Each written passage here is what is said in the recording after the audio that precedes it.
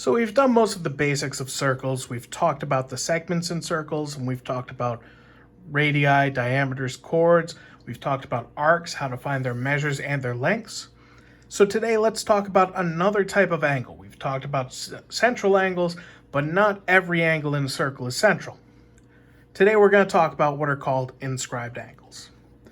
So an inscribed angle, I'm not going to write the definition down because you can just rewind this video if you need to.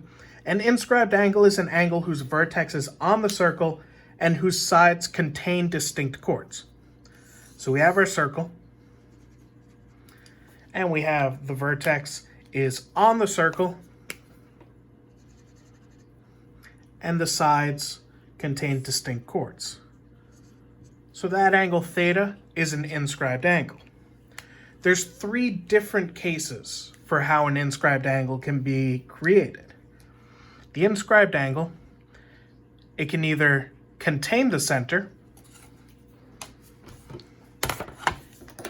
The inscribed angle could not contain the center, such that the center is exterior to the angle. So that would be a case like this.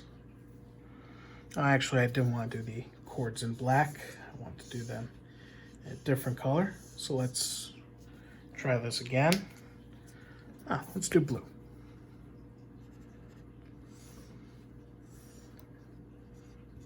So that angle theta, our center is exterior, or the center could be on the angle.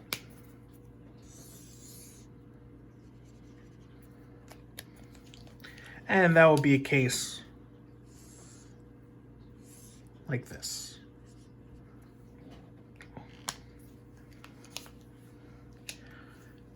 So these are our three cases, and regardless which case you have, what's cool about inscribed angles is that their measure is always equal to half the measure of their intercepted arc.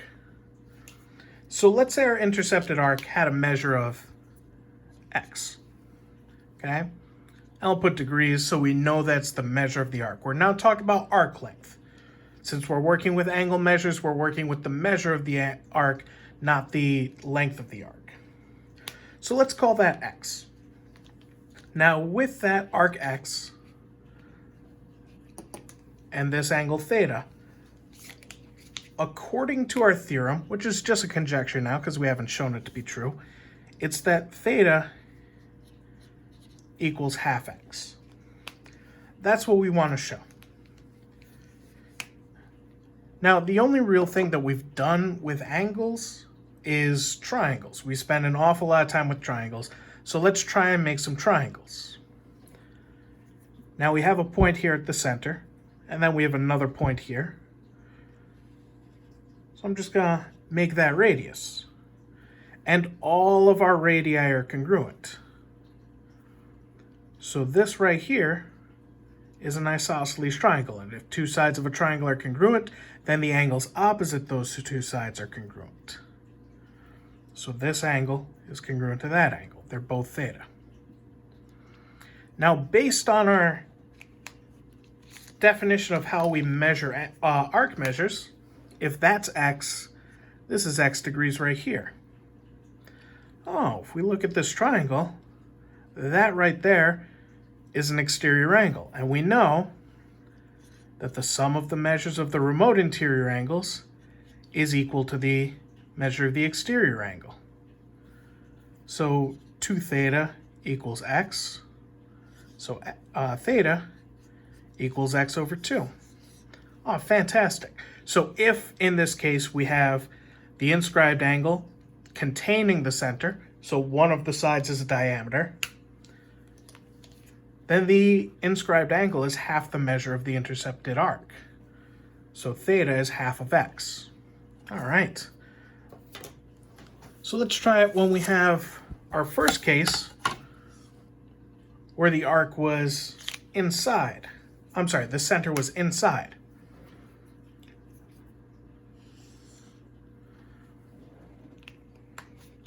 So in this case, our arc x is this whole thing. That's x, and we want to show that theta equals x over 2. That's what we're hypothesizing. So that's our arc x. But if we make the diameter in there, we've created two angles here. I'm just going to call them A and B. And two arcs there. So, wait a minute. Actually, it's going to be easier to work this way. Hold on one second. I'm going to call this A and B. Right? So if we look at this inscribed angle, that intercepts A, so that will be A over 2. This inscribed angle, right here, intercepts B, so that's B over 2. So theta equals A over 2 plus B over 2, our angle addition postulate. If we combine that, it's A plus B over 2. Wait a minute, those two arc measures make up that angle, that arc measure. So A plus B equals x.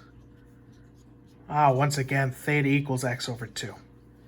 Fantastic. So when the center is on the inscribed angle, it works. When the center is inside the inscribed angle, it works. And there was one more case. When the center is outside the inscribed angle. So this time, that's our arc x. And we want to say that theta equals x over 2. So if we draw our diameter this time,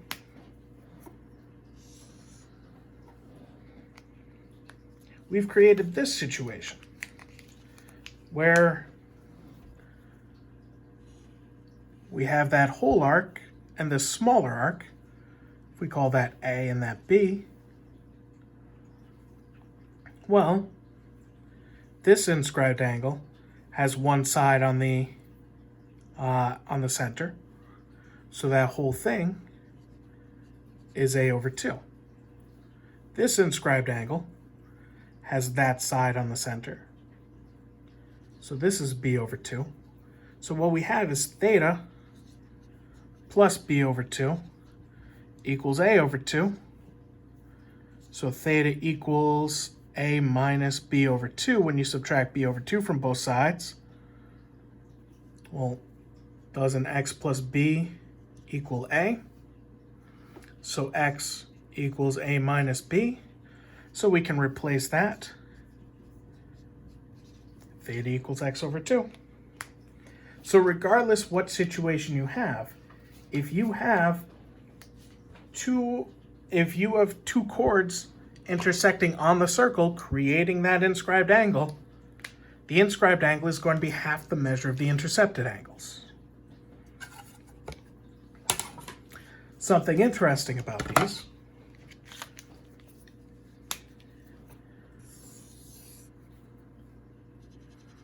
if you have your circle,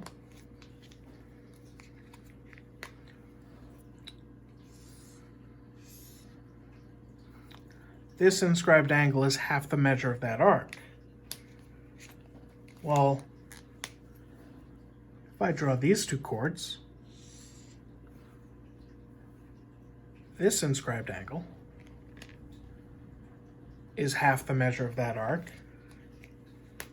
This inscribed angle is half the measure of that arc. So if two angles intercept the same arc, then those two angles have to be congruent.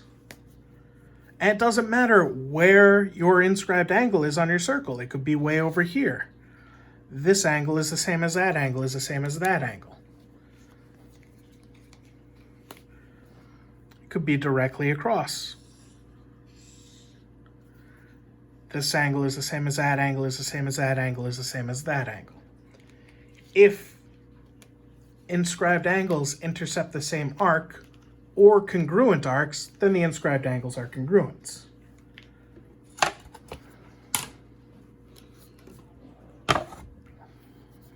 One more thing. If you have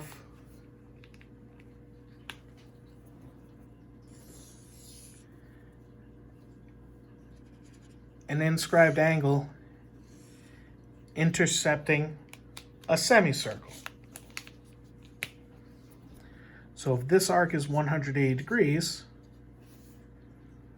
then this angle is half of 180, which we all know is 90 degrees.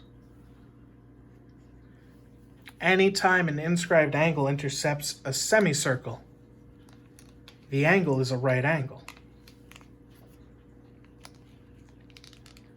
And if this is a semicircle, then that's a diameter. And the center is the midpoint of the diameter. Wait a minute. That's our hypotenuse of this right triangle.